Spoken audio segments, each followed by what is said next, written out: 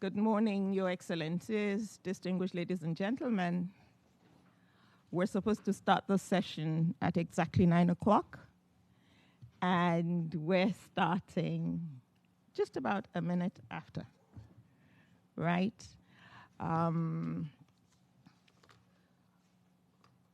We are expecting the minister from Kenya to join us in a few minutes, but considering the time constraints that we have, my sister has cleared that we start right on time, the USG Duarte, and we're going to do that.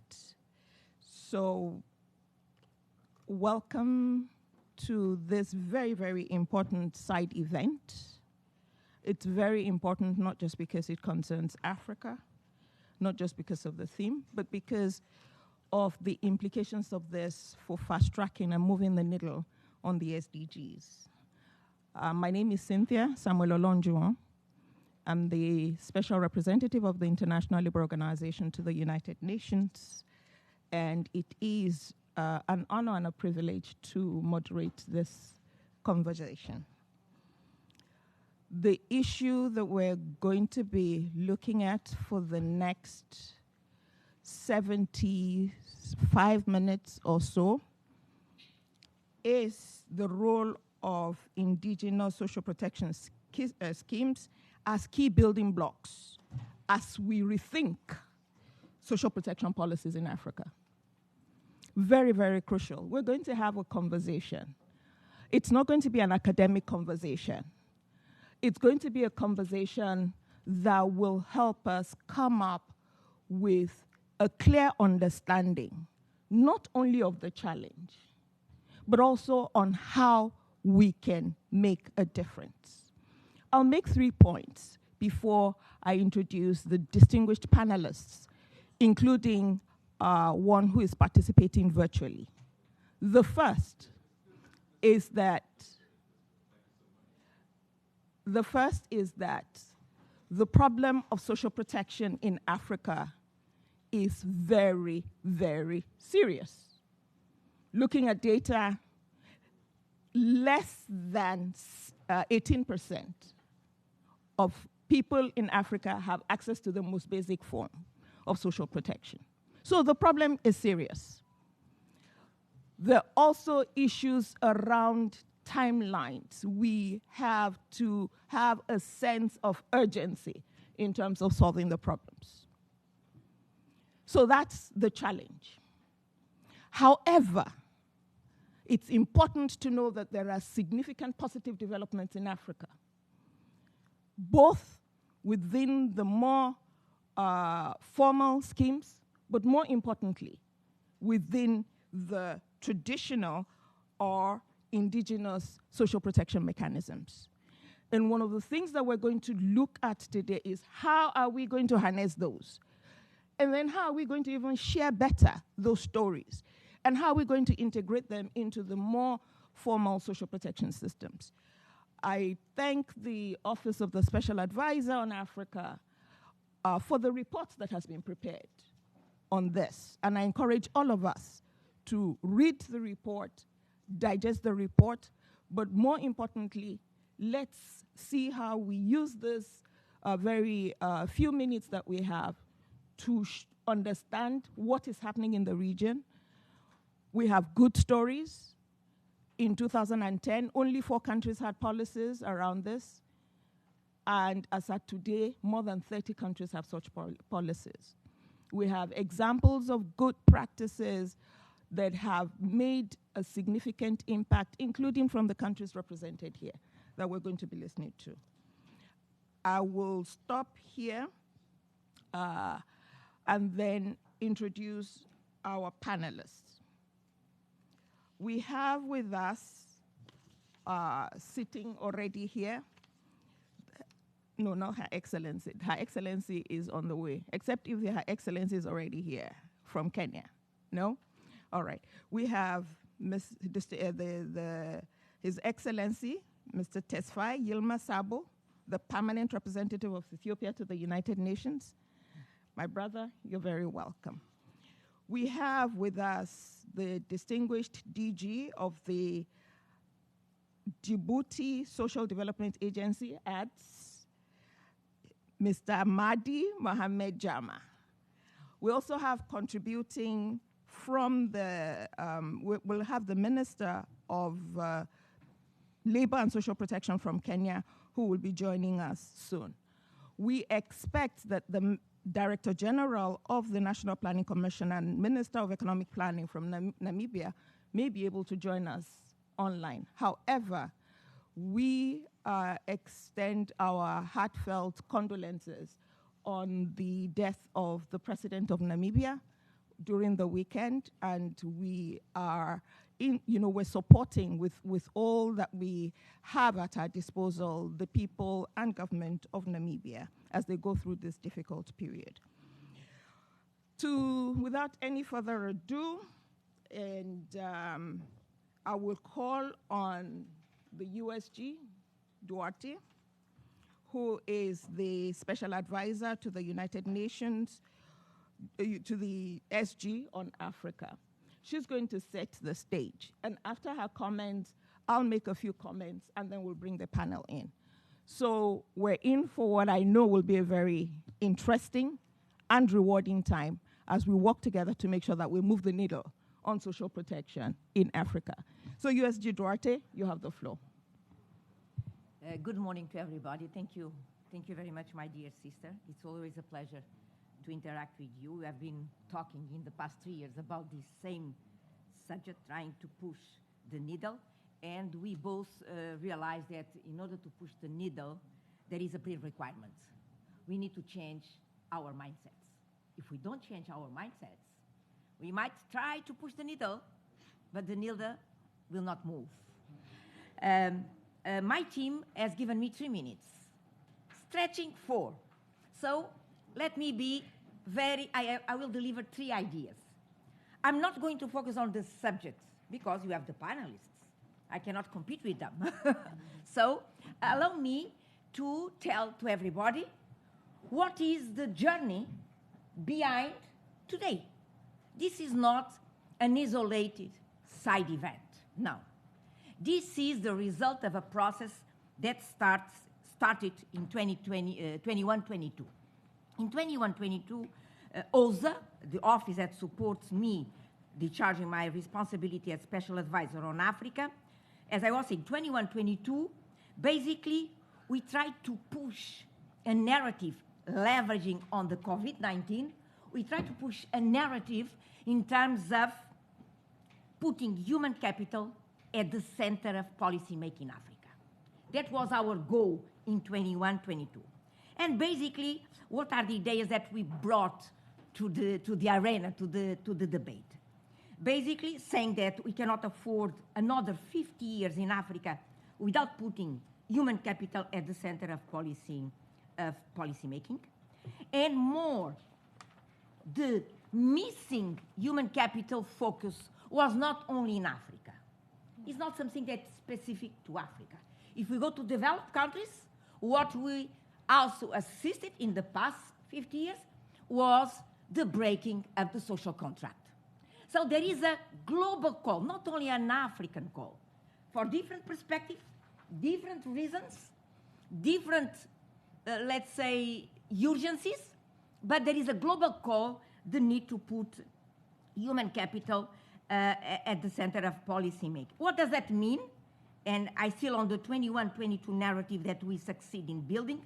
That time was a call to not only talking about economic growth. It seems that everybody is obsessed with economic growth. No, was to bring to the table with the same level of importance income distribution. If we want to put human capital at the center of policymaking, we need to seek, let's say, economic growth, but at the same time, with the same level of importance, we need to also to put income distribution. And maybe, welcome, good morning. Thank you, good morning. And maybe reverse the terms of the equation. We have been talking first economic growth and then income distribution. Let's reverse. Let's reverse. Let's put the driver on income distribution and see how economic goals should be shaped to serve that goal.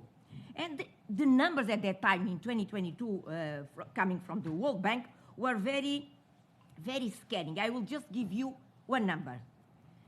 Around 50% of world's children will be trapped in low productivity. No way out. Even if we start doing something now, that 50% of children will be trapped in low productivity. Then in 2023, we move to the next step of building this narrative, and that was based on this reasoning that I just explained.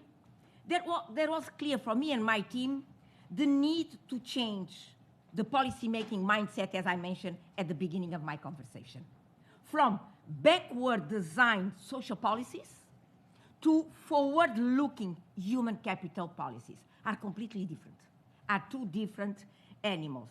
So we can move from an assistance, charity approach to a clear recognition that human capital policies should be designed to generate social, economic, and cultural returns. And this is the mindset that I'm calling here that needs to be reshaped in terms of approaching social protection in a different way. In fact, this requires a new conceptual approach associated to a new narrative so that we can support policy making and partners moving away, for example, from cash transfer policies to food for assets policies.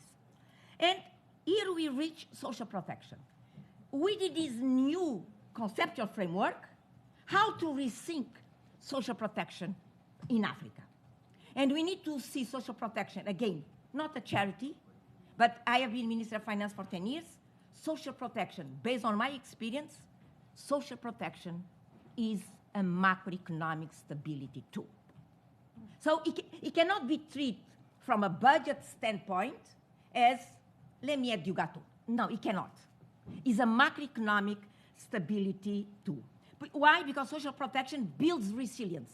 And when the external shocks arrive, and they keep arriving, and they will not stop, society has that safety net that can cope with external shocks and not lose assets, not to go back and start from scratch.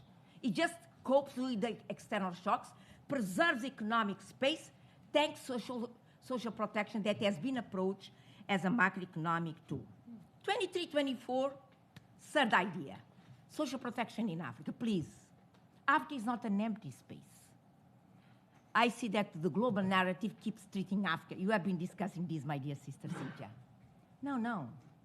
Africa has been displaying for decades, not to say centuries, social protection mechanisms. When you say that the coverage rate is 18 or 20%, please put a question mark. Is that if we just measure the formal schemes? But if we take into account the traditional schemes, is much more than that. Is much more than that. Our call is very simple. When redesigning in the next 10 years social protection systems in Africa, please, don't treat Africa as an empty space. Second, let's combine, integrate a top-down approach, formal schemes, but also a bottom-up approach, giving space and supporting traditional schemes of social protection. And this is our call, and I stop here, my dear sister. Thank you very much, my dear sister, USG Duarte. I was already giving her the side look. And so for the panelists, when I was giving you the side look, it means wrap up, okay? But thank you so very much. Very important point. When we're looking at the social protection needle in Africa, it's looking at it from a comprehensive perspective. And that means that even the way we measure needs to change. And I'm really delighted that, as the USG said, one of the things that we've worked on over the last 2 years in my previous capacity as the ADG for Africa was to have a strategy that will enable us move the needle, not through words, but through concrete action. And all of us here are going to be part of that army to make sure that there's a transformation. And it also means the way we measure social protection has to be redefined. It has to really find a way of integrating those traditional systems of social protection, particularly when in Africa, informal work, informality is very, very high. So thank you very much for what you said. And the other dimension, that social protection is not just giving charity. It's a very important economic tool, macroeconomic tool, and a way of facilitating inclusiveness. Now we'll go, it's good to have my sister. I'm surrounded by my sisters and brothers on this table. It's good that we have the Honorable Minister, Cabinet Secretary, Ministry of Labor, whom I've known from my other life. And we're now in New York. We used to do it in Geneva, but we're now in New York. And that's Her Excellency, Mrs. Florence Bore, who will now, in 3 minutes, share with us concrete perspectives from Kenya as to how we have addressed this in Kenya. So you're welcome, you have the floor. Thank you. Is the volume on? Yeah. Okay. Thank you, Chair, and panelists that are here and delegates. Our perspective of social protection in the African traditional way, the Kenyan way that we do things, is that some of these social protection mechanisms that have been integrated into national social protection strategies include what we call chamas. Chamas are women who organize themselves into groups. And those groups, they are able to sort out, they are able to pool resources and be able to, bring on board the members within the group that are unable to be supported outside the chamas. So these women groups support each other. They pool resources, they pool whatever they have, and share and meet maybe on a monthly basis or a weekly basis, depending on the constitution that they create within the group. We also have other traditional ways of adopting children from the poor households. So you'll find children being adopted by whoever is able or by a group that is able to support those children. So the care reform strategy in Kenya is integrating community-based alternative family care like guardianship, foster care, and the kafala system. Thirdly, we also have a mechanism where small asset transfers are done. You transfer crops, you can transfer livestock from the able to the ones who are poor and need that support. Then we also have another way of detecting shocks, which include observing the weather patterns within the community. You also look at the behavior of the animals and be able to mainstream into community shock responsive and resilience social protection strategies. The other way of mechanism of supporting one another within the African context, and especially the Kenyan way, is doing what we call harambes. Harambe means fundraising. You fundraise maybe for a poor child to go to school. You fundraise to be able to support in hospital bills. So harambes are usually done by pooling resources together to respond to social needs such as health, education, establishment, and maintenance of community water points. Another mechanism is communal tilling of land. You have a piece of land, you cannot afford to hire a tractor, so communal tilling of land, especially for the less fortunate in the society, to guarantee food security. And you'll find women moving from one farm to another to support the one who is not able to till the land and be able to get food crops for their subsistence. Then we also have in-kind transfers, such as food support and other social needs. to vulnerable households within the community. And finally, the traditional community-based establishments are usually self-organized groups that may be used to extend social protection to the rural communities. They have provided effective linkage and referral mechanisms between community and service they require. Finally, there is therefore need for legislation and policy shift to acknowledge and integrate African traditional forms of social protection to modern social protection practices. Thank you. Thank you very much, Madam Minister. In fact, the last part that you highlighted in terms of the need to have those policies is a key thing that I'll come back to you on. You have these interesting systems. There's the Harambee, there's the Chamas, there's different things. To what extent in Kenya are we now integrating this? That is for you to reflect on. I'll come back to you later. But we've had from the minister those schemes that are indigenous, that are traditional. They're there. But the challenge is, how do we now integrate them? How do we build on them and use them as key facilitators for moving the needle? So I'll come back to you on that. But thank you very much, Madam Minister. So we'll go to Djibouti. And I'll invite Mr. Madi Jama. You have the floor. 3 minutes. Merci. Thank you. I'll be speaking French.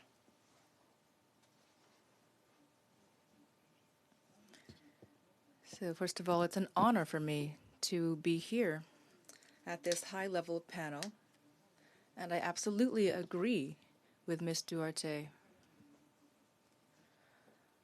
on the fact that sort of protection mechanisms have not been put into place and not been taken into account traditionally.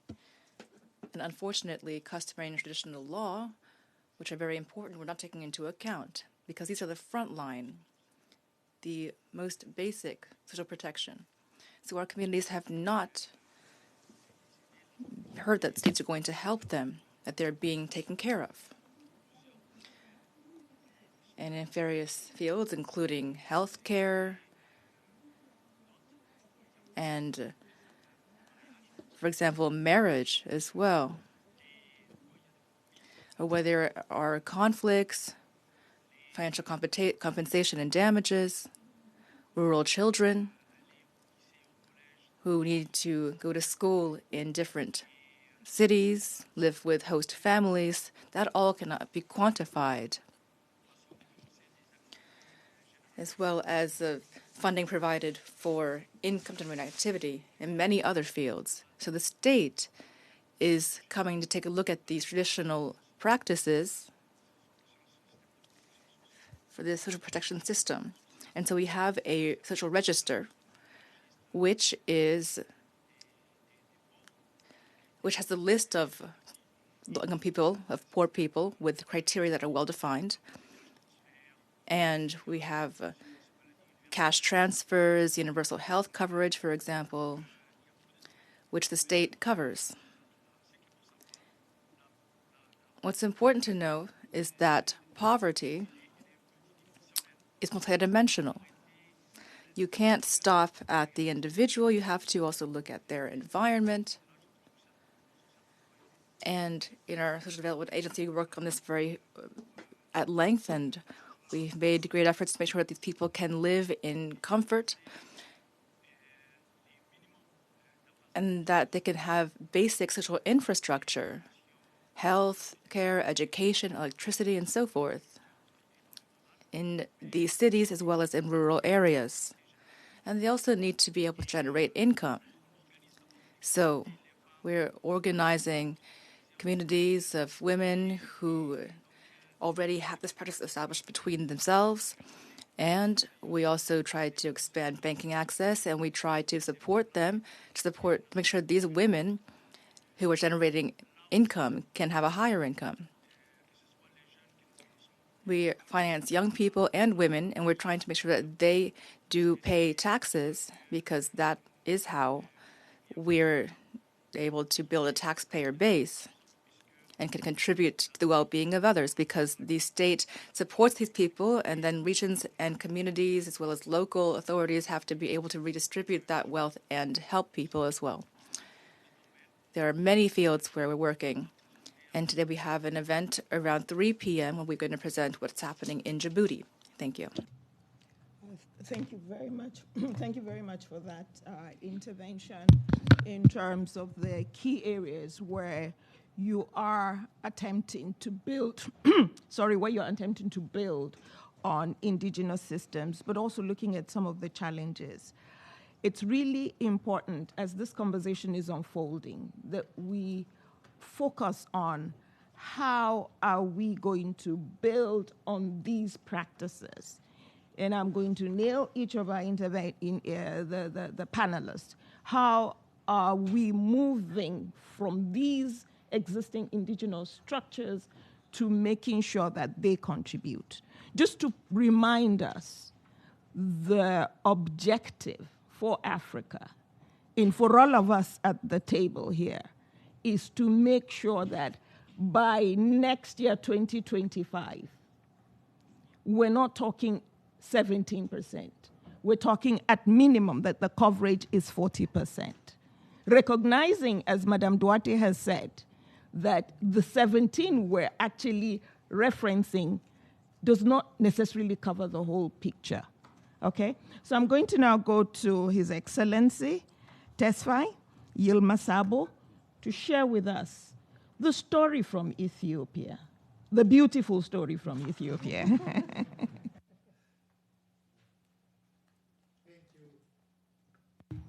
Thank you, Madam Moderator, for giving me the floor.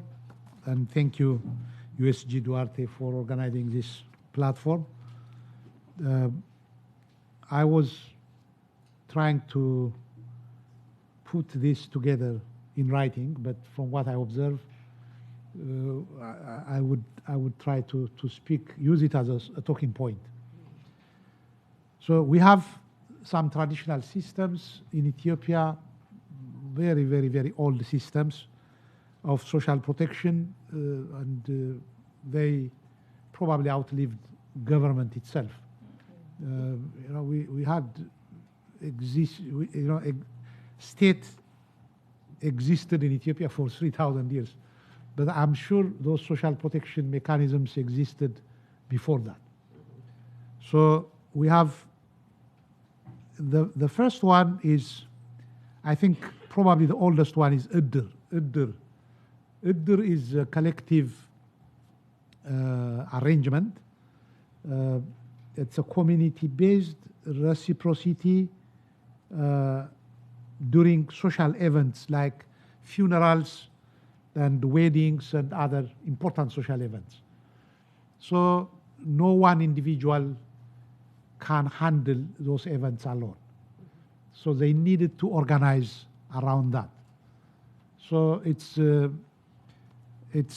counseling mechanism in the meantime for the bereaved, for those who fell on difficult times, and they raise money around through this mechanism, and they support the victims. And the victim does the same for others when they fall on bad times. So the Iddir system is very, very extensive. Now it's getting registered and getting some banking linkages because they have money. They raise money. So they used to keep their money by way of saving in the bank. Now I think they are moving to some kind of investing their money and making it bigger. That's the Iddir system, the most important one. And we have Uqub. Uqub is a kind of credit association. EKUB, that's how I spelled it. It's a kind of credit association. In that community, in a certain community, we have somebody who is in difficult situation. Then community members, that person requests for support. So community members get together, they raise money, probably 100 birr each. Then they collect it together and they give it to that person without interest rate. So that person will continue to contribute. This is a weekly kind of event. Every Sunday they do this. Every Sunday that money goes to somebody. But that somebody should continue to contribute, use that money for employment, for creating job for herself or himself. So they continue to pay. If they buy something like a cart, then eventually they will be left with that asset. So that's a kind of business concept which continues to exist in Addis. Even with the big business people, they use it. They make it big time, 20,000 birr per week, but they raise millions. So it's now in the cities as well. It's not just in the countryside. The third one is DEBO. DEBO, as I spell it. DEBO is a labor organization that you find in the countryside. Again, when the harvest season is around, if the rains come, no individual will be able to manage collecting the harvest alone. So they will have to work together. So they organize around the labor, but they use it for so many other things as well. So that's a DEBO, and it's usually in the rural areas. It didn't migrate much to the urban areas. The last one is Mahbar. Mahbar is, the definition for Mahbar is association.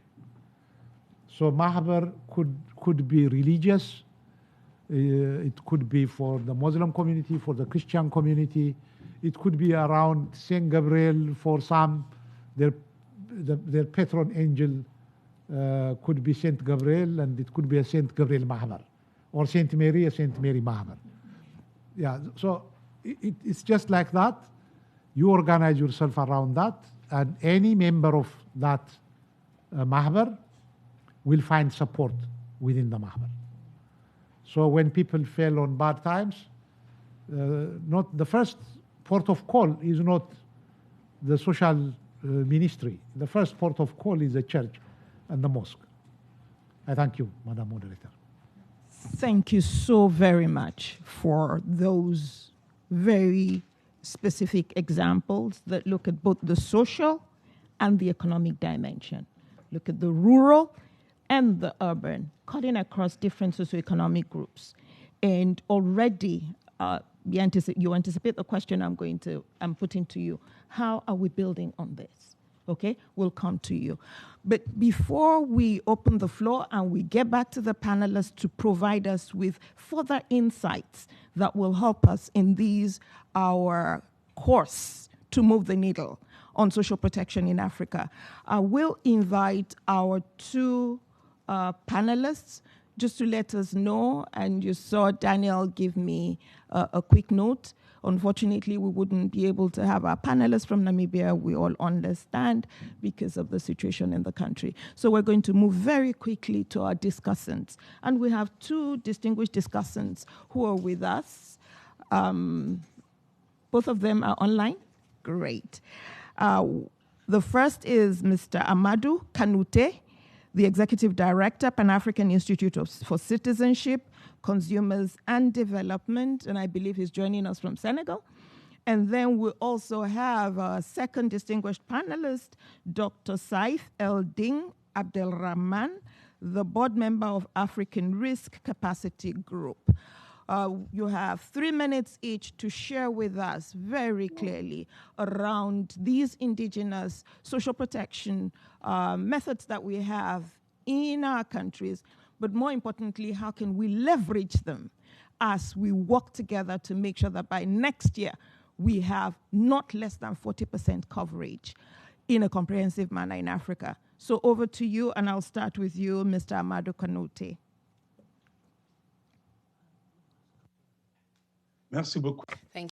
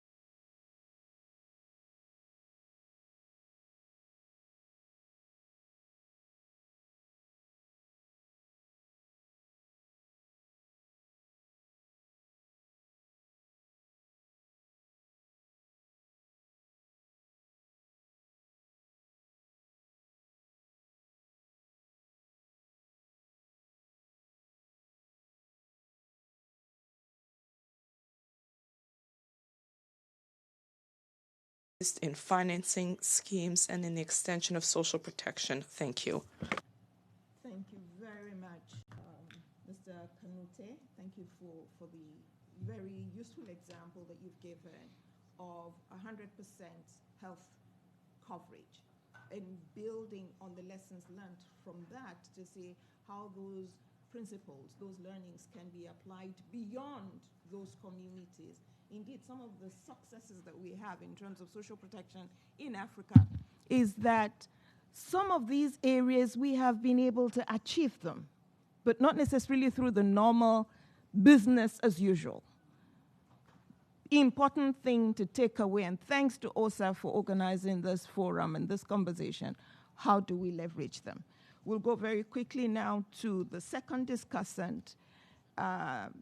You have the floor, Ms. Dr. Saif Eldin Abdelrahman. 3 minutes.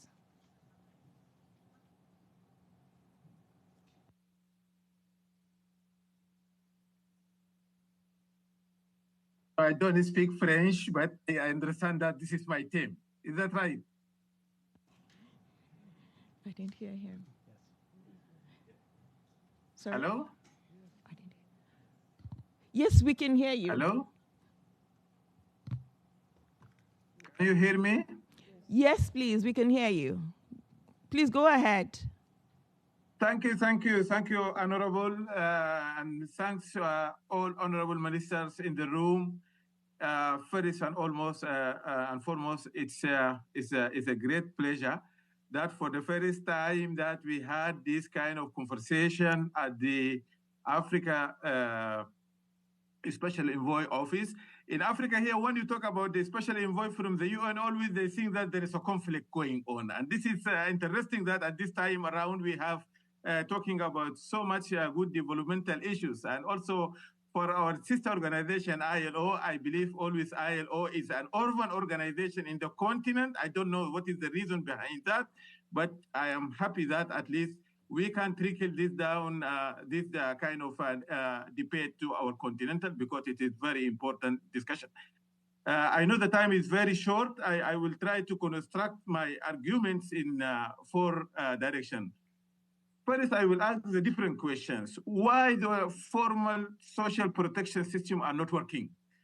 That's the most important question that I believe we have to look at it.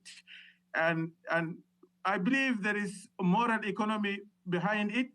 There is a political economy behind, and also there is economic and fiscal space issues that is behind all this, allowing that the social protection, the formal one, whether it is contributing and non-contributing, is not working at all. Another important point that we added, as we also working with the UN, is also this long humanitarian interventions has eroded also our culture in Africa with respect to the social protection and creating another level of dependency. And somehow the humanitarian approach at some point, our colleagues and those actors, they need to revisit their approach with respect, because it has completely distorted our traditional social protection system. I am myself speaking as a Sudanese. As you can see, the crisis in my country now, how also technology as enabler, technology has transformed the way that we are looking to the disaster. As we speak, the country with all this unfolding crisis has received only 2% of the humanitarian assistance. From where Sudanese has been saved, or are being saving, we are saving them by ourselves, our collective efforts. We call it NAFIR in Sudan. We transfers every day, and all the families are receiving money quietly. And I believe that the technology as enabler has transformed the situation currently in the country.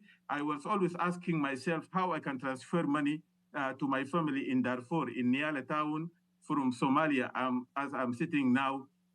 Without that, for sure, they will be in a very serious crisis. So I believe this kind of the discussion is very critical for us, and we need to take it forward.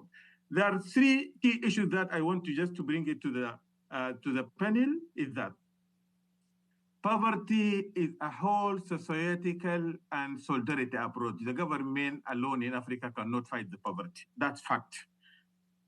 It's very, very important. We have to think about that. But how we can do that? Because now, for example, I'm here working in the multidimensional poverty index. What we have realized from the data, what comes out from the data, big families, they always share much better well-being than nuclear and small families, which basically means that the social fabric is the base of the development and solidarity in the society. Through the transfers, remittances, zakat, different ways of doing this. In our societies, all men, they don't cultivate. We cultivate to them through the young guys or the young citizens or the young families or in the villages. They are doing the cultivations as collectively helping on that. The second finding that I want to share with the team is that with all this crisis or the looming economic hardship, with the whole economic outlook, we have seen how our government is struggling. Is any way that we have to reconstruct the debate with respect to the social inclusivity, social protection, with the reliability of the financial resources that are available for the government and the financial space allowing to the government that we need to do. And then we draw the boundaries between what is formal, what is informal, how the informal can work, and how we can see building on all those kind of experience. I have shared a long presentations. I hope that will be shared with the team, but I believe this is a very healthy conversation and I hope that the panel will take this, trickle it down to the continental level, and then we see all these big debate that we are going to see, because we want to see the traditional social production also be eradicative, be preventive, and now as we are preventive famine in Sudan through the social solidarity with the different transfer and remittances. Maybe I rest my case here and I leave it for you. Thank you very much. Thank you very much. Because you're not here, I couldn't give you the look, but what I did was to turn on my mic, and I see that you got the message. Thank you so very much. Key issues that are coming out, and these are very important, especially when we look at the strategy. And the ILO and UNDP actually work together in Africa. Ahuna and I, in my previous life, of course, with USG Duarte, we're part of crafting this, looking at the issues of finance. And I think that came out from the from the discussion from Senegal, the issues around financing, but also looking at the centrality of social protection. I didn't highlight that earlier, but as we're going into the conversation, social protection is key. And indeed, the UNDSG has recognized 6 transitions that are crucial for moving not just SDG 8 or SDG 3, but all the SDGs. And one of them is jobs and social protection globally, particularly, of course, for us in Africa. So informality, that is crucial. We have to go beyond the formal schemes. But they can't stand in parallel. They have to be integrated. And the conversation we're having now at the policy level is, how do we foster those kinds of integration? How do we build on the system in Senegal that brought about 100% health coverage and make sure that it goes beyond that community? So now we're going to open it up. I've already given our panelists, some of the questions that they will answer, but let's hear from you. And I already see the hand of my sister, the PR from Kepa. But I'd like to quickly do around how many people would want to intervene so that we know how to effectively manage the 30 minutes we have. I see, if I can just see with the hands. Yasin, if you could help me so that we take it down. I see 1, 2, EU. I see Capo Verde. Okay, so 4. All right, we'll start with Your Excellency. Very much. At the outset, I would like to thank OSAA for the kind invitation to participate at this event, and warm greetings to all in the room and on the platform. I will try to be brief. I would like to start with a quick comment on the previous speakers. Something that I noticed common in all the interventions, also common to Cape Verde, is this informal system in place. The name changes from country to country. Of course, it's adapted to the local needs, but in general, it's the same thing. In Cape Verde, we call it juntamon. If I translate juntamon, literally, it means put our hands together. It works, for example, through the remittances by our diaspora to their families in Cape Verde. This is a way they find to support them. It happens, for example, when a family is building a house and during the weekend, friends and other family members will come together. Someone brings some food, someone brings some drinks, someone is working in the sector of construction and will put hands into the job to, for example, put a roof on top on the building, things like that. So it's not very different. It only changes the name and adapts itself to the local needs. Now, going into our topic, I'm going to look at my notes, of course, to be faster, because if we speak spontaneously, we have a tendency to make it longer. So global social protection assumed a role of growing importance on the country's political agenda, and Cape Verde has been investing in strengthening and coordinating the institutions of the social protecting system, thus seeking to allocate national resources more effectively and efficiently to foster inclusive economic growth, as well as the involvement of social actors in the implementation and extension of social protection, and at the same time also seriously investing in information technology and the training of human resources in social protection institutions, improving the organization of a database, and increasing the performance of the system. When COVID arrived, and I'm going to make this short, everyone know the effects and the consequences, Cape Verde's government adopted an emergency response measures using the existing social protection delivery systems to create a social safety net. And they did this through temporary cash transfers to support families that went jobless because they were working in the informal sector, and also small businesses related to or dependent on tourism, which was and still is our main source, of course, of revenues. After a fast COVID crisis recovery, the year of 22 was marked by economic growth in sectors such as tourism, transport, and commerce. The surge in the economic activity contributed to a reduction in poverty rates, but it wasn't all roses. It still isn't. Some challenges remained. New global ones arose with, of course, the high international oil and food prices and global supply chain disruptions due to the war in Ukraine. I know we have to control time. Yes, and I'm planning to give you the look. Okay, before you give me the look, so to face the challenges, the government is implementing a social inclusion project.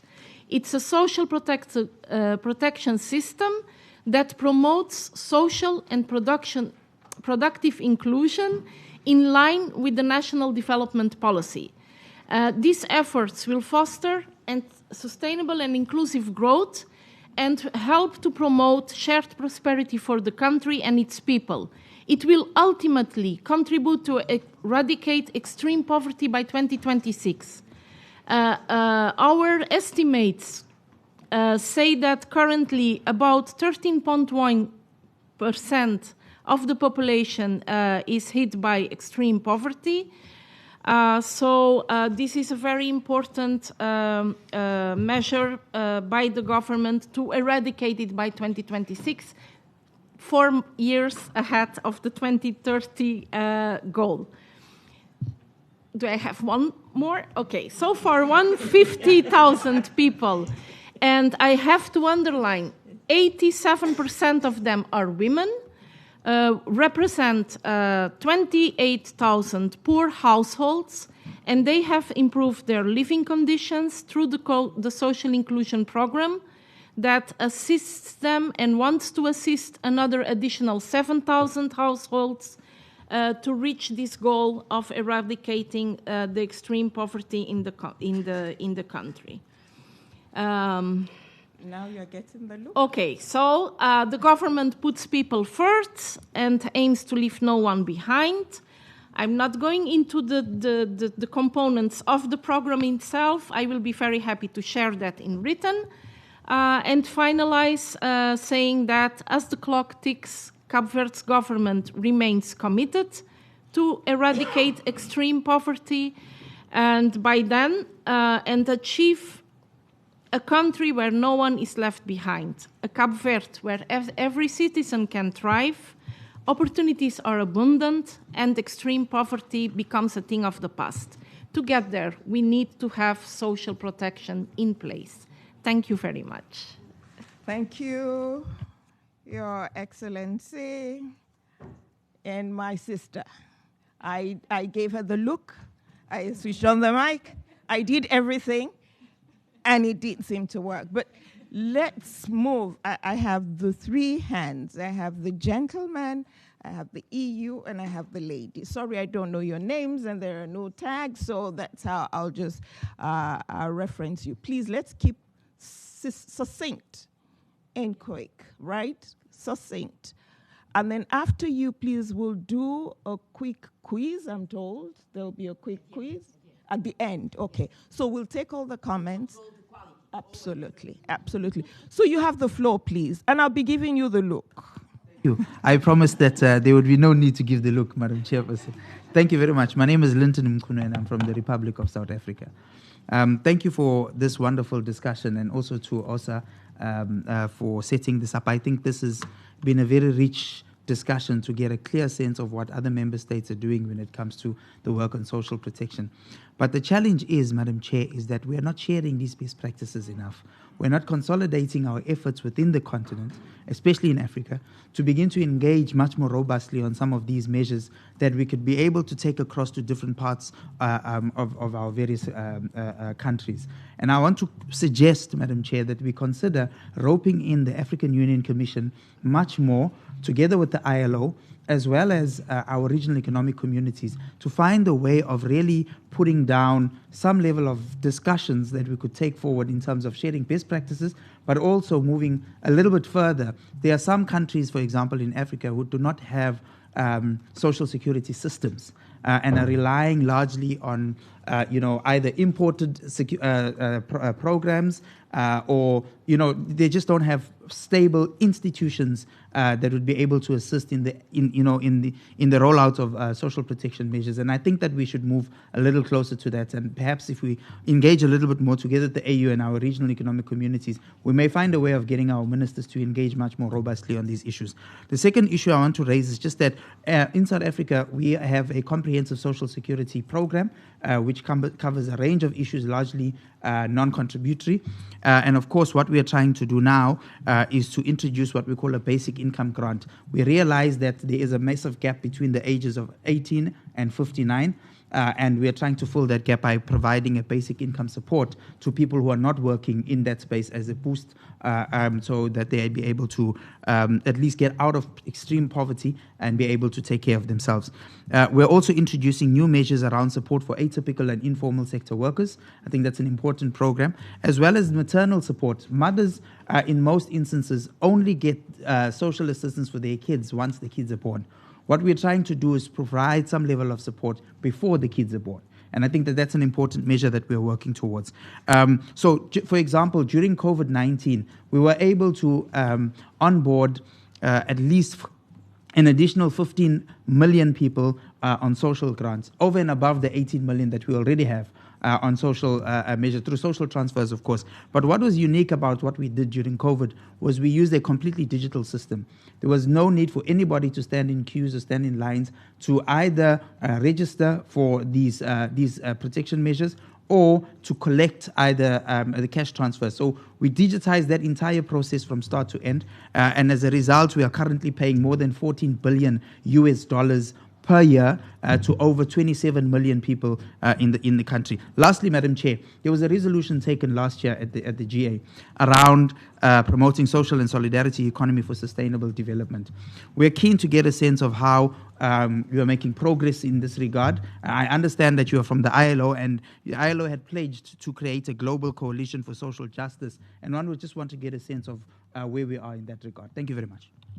Thank you very much, the distinguished representative from South Africa, on those key issues you've put on the table, including the question you've asked, but also the practical suggestion on having better conversations around this. OSAA, my sister, is here. The AU, we're already engaging, the ILO, working with the regional economic communities, including SADC.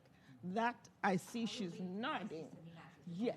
We'll really see how we work on this and work very closely on this. We'll answer the question as well. So we go to the EU. EU, you have the floor. Special Counselor of the German mission, and though I'm negotiating a number of times on behalf of the EU, today I'm speaking only in national capacity.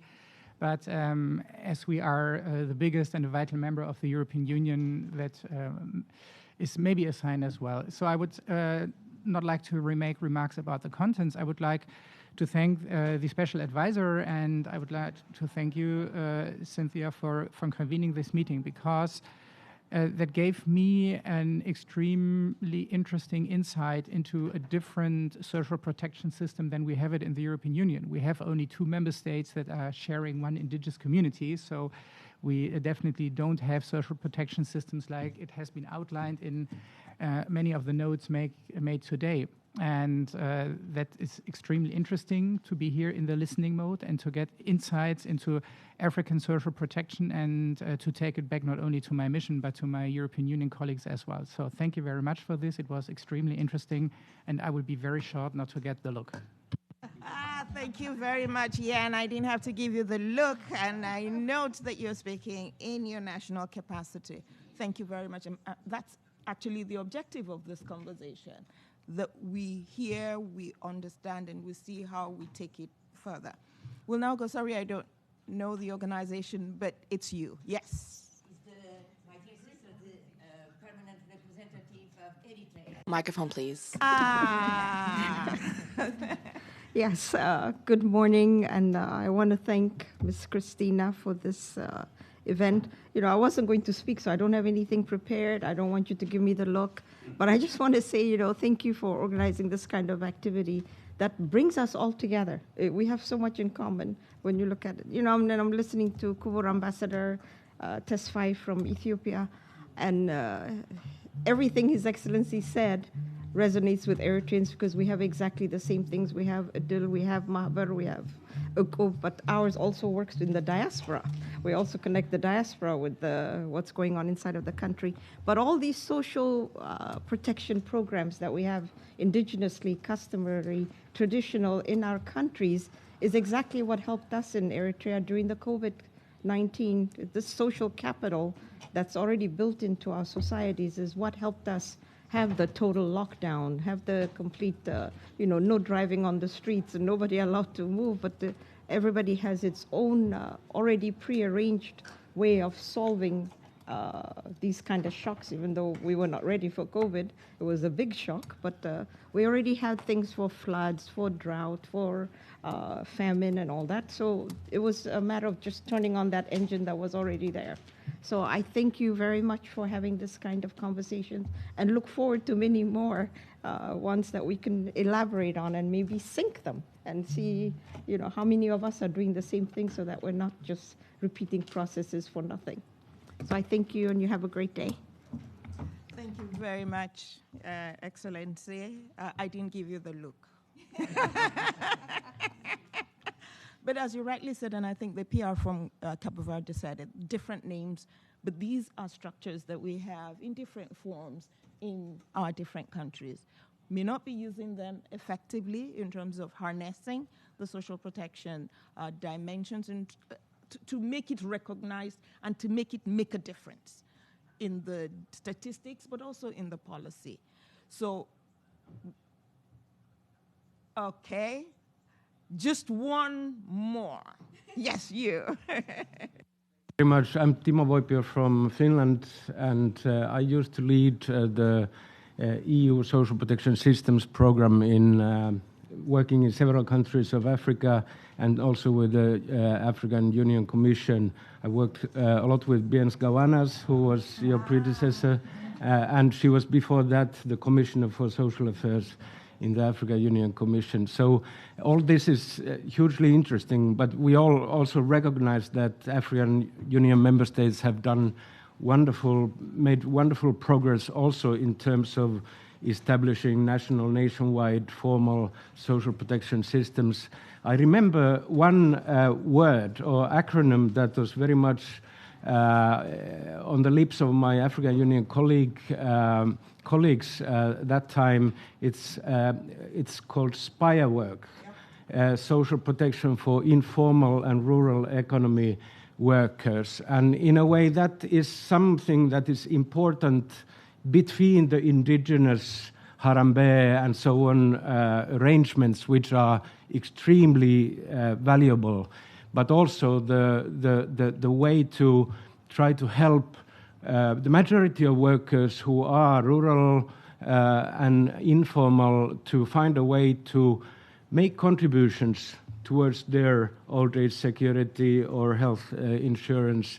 And for instance, in Zambia, they've done, the ILO together with Finland and government of Zambia, we have done quite innovative work on finding ways for the different types of people to contribute.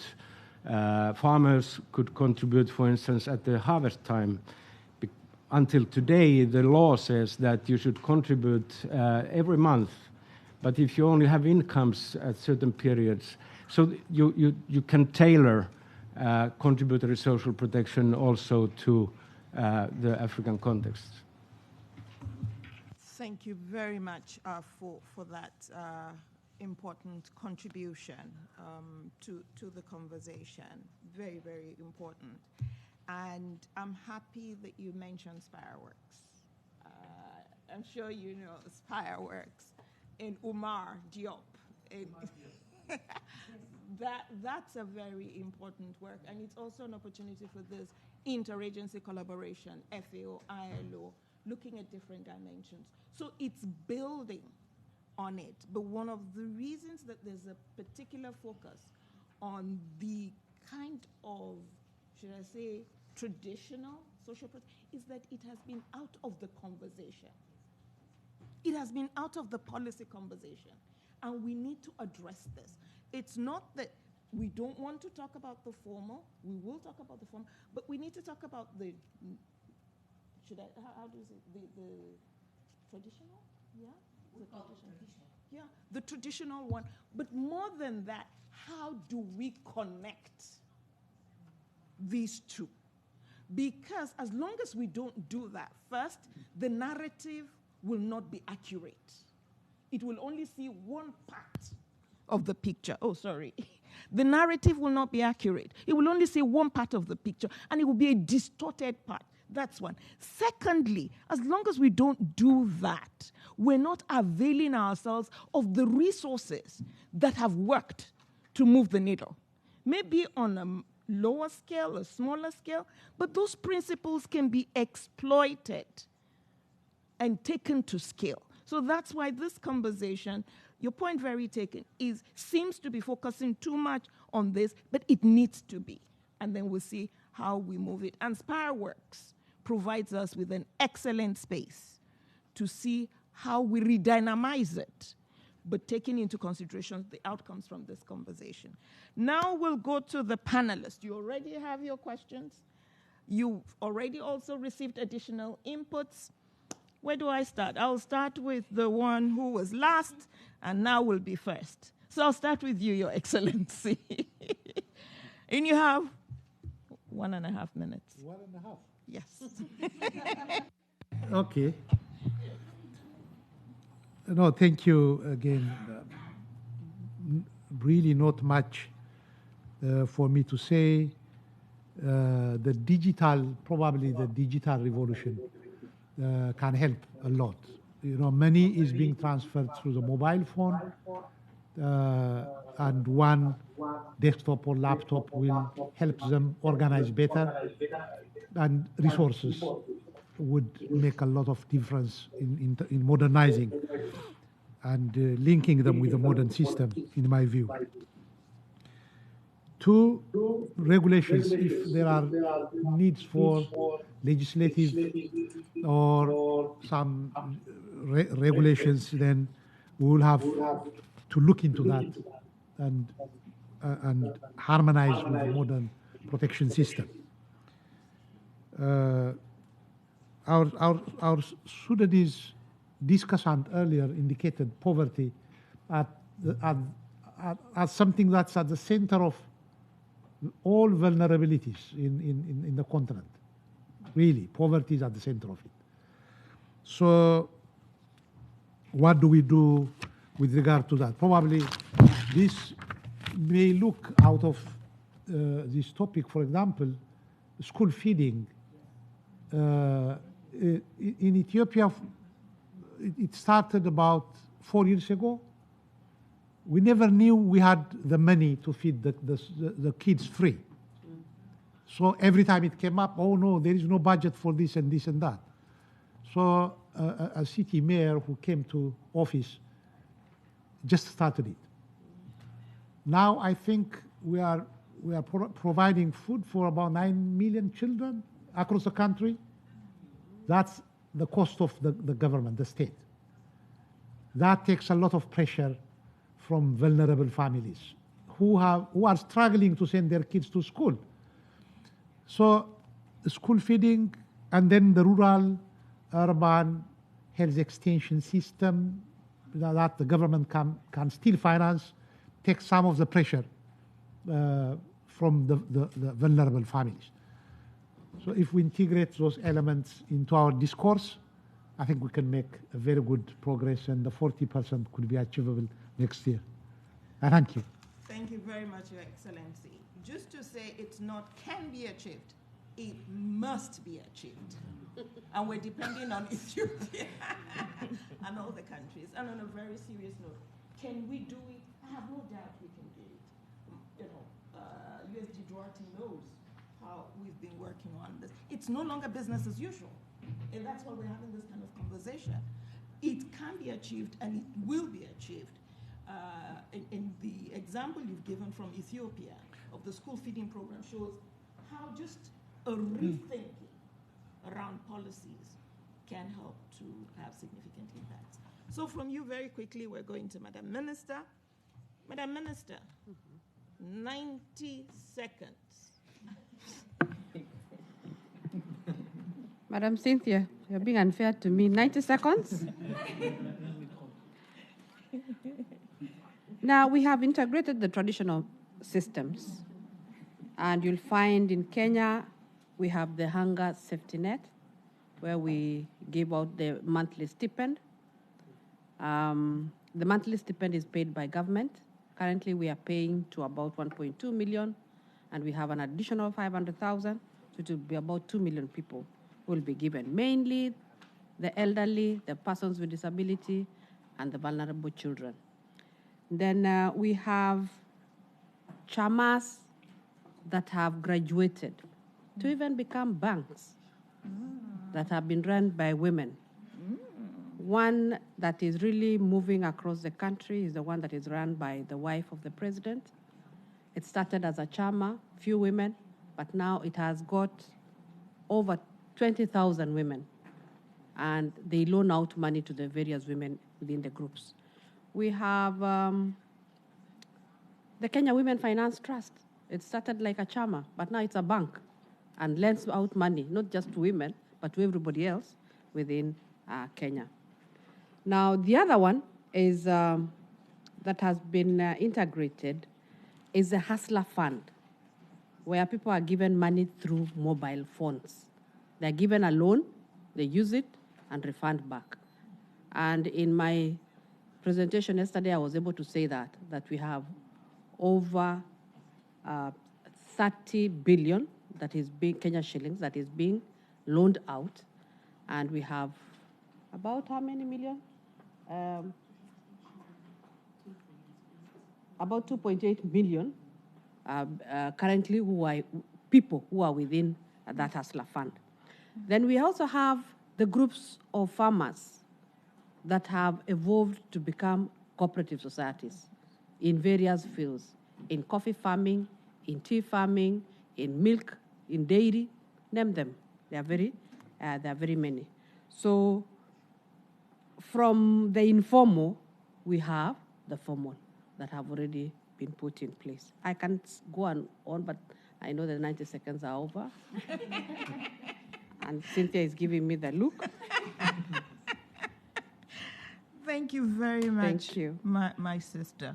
The issue of digital, the implications or the positive impacts of technology, especially digital technology in facilitating those transformations, the importance of registration, is it growing? You talk about the chamas that started as chamas, but they're now banks, the gender dimension of this. These are all important takeaways in terms of how we move from the smaller YANA interventions that are more traditional and integrate them into the formal schemes. Now we move to Djibouti. You also have 90 seconds, so she doesn't feel bad that I used 90 seconds. Sans problème. No problem. Thank you very much. Now, I wanted to highlight that we're talking a lot about informal systems. I want to talk about traditional systems, and that's a bit different because we talk about informal systems. We're comparing it to other systems, and it's not the same thing. What's most important today is that we have to really focus on these formal systems, which often don't correspond to our reality. For example, cash transfers. We don't have enough money, and this can create tensions in communities. We have traditional social protection systems, and we also have completely different systems that are being shifted towards. The second point is that we have to take into account climate change. When you live in a country with a nomadic history where you're seeing a decreasing amount of rainfall, well, then you have major problems. If you've based your entire system on traditional, or rather on imported systems for financing, then we have less and less money. And when you also have your traditional social protection system that is facing problems due to climate change, and you also are not being able to generate money for the community, that's a problem. For example, today in our region, Djibouti, we have this problem of red ties that can create other social problems for society, because when people are facing potential unemployment due to these Red Sea climate issues. So we have certain formal protection systems in place, but we have to also take into account traditional systems that have been proven over time. Thank you. Thank you very much. And I didn't have to give you the look. You made very, very salient points. And I want to come back to an issue that was raised, I think it was by one of the panelists, that we need to move from just seeing cash transfers as an end in themselves. These are useful for crisis periods, but we should use them to build the systems. We should use them to build more sustainable mechanisms for ensuring social protection. We have gone round. I don't know if Madame Duarte, no? So we're now... I don't want your look.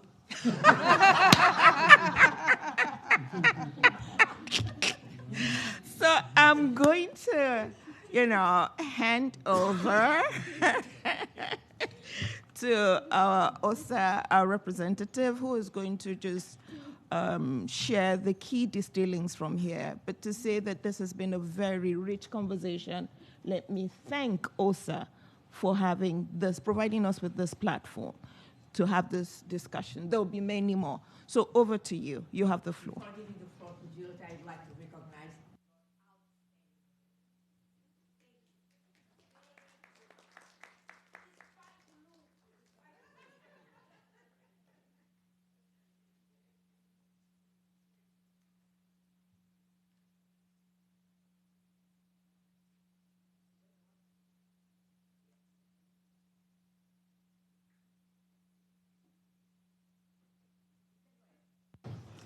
Yes. Good morning, colleagues and excellencies, ladies and gentlemen.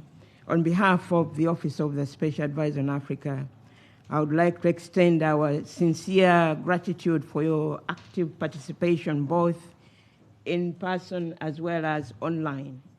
I will endeavor to highlight a few points, but as already the USG indicated, the moderator has done the extensive summary on these issues. But the key points that I want to highlight first is to see how we can come up with a handle to look at moving the needle on social protection as a handle that we could take forward to keep this conversation going. Social protection integrating both the traditional and the modern services so that it's possible to create the resilience that is required on the continent. The key messages I can highlight is the urgency, the sense of urgency of these issues to provide social protection to all citizens on the continent. How to do that is to look at social protection as a macroeconomic stability tool, making sure that it's not discussed, social protection issues are not discussed on the fringes, but they're front and center. And how can we do that moving forward? The journey, as USG indicated at the beginning, didn't start today, but moving the journey forward is going to have two prongs. The first prong is to take this conversation on the continent to involve the African Union as well as the RECs, as well as the think tanks and all those key stakeholders on the continent. That also will move into the addition to see how we could, on the continent, possible for the countries, Kenya, Ethiopia, Djibouti, that have these key, that have highlighted the traditional systems that are there, Cape Verde, that could be shared as key examples that other countries, or who have forgotten, as we heard from the discussant, that the humanitarian aspects on the continent have perhaps created a space that needs to be revisited, where the citizens had these traditional systems in place. And at the global level, how to move the needle is to have this conversation at the HLPF, but most importantly, to ensure that the Summit of the Future, the Pact of the Summit of the Future, takes into consideration and infuses the issues that are related, connected to the social protection, traditional social protection, and how that could be integrated into the modern social protection to create the resilience. Hence, looking forward to the implementation and achievement of the Agenda 2063 priorities, not forgetting the Agenda 2030 that are coming very close to where we are today. And Madam Moderator, I will not wait for you to give me the look. Thank you very much. What we will do, what we intend to do as an office is to keep this conversation going online, where we would also like to involve not only the policymakers, but also the youth on the continent. That would bring in the youth dynamism that also connects to what really we need to do. And there that links to the point that came out about the utilization of the digitalization, the digital technologies that where the youth are very, very dynamic. So if we embrace the whole entire continental population-wise, we will move the needle on this issue. And the movement didn't start today, but it's just how do we enforce that dynamism moving forward. Thank you very much. And I would, before giving you the floor back, Madam Moderator, is to say that I would like to also thank my colleagues in the office who have worked tirelessly to put this event together, as well as the technical support that we've received. Thank you very much. Over to you, Madam Moderator. Thank you very much. I thought I had finished my job. But really, we said we had 75 minutes within which to deliver this. We did in 73 minutes. So if there's anybody who has a burning question No, I was just joking. Thank you so very much. Thanks a lot.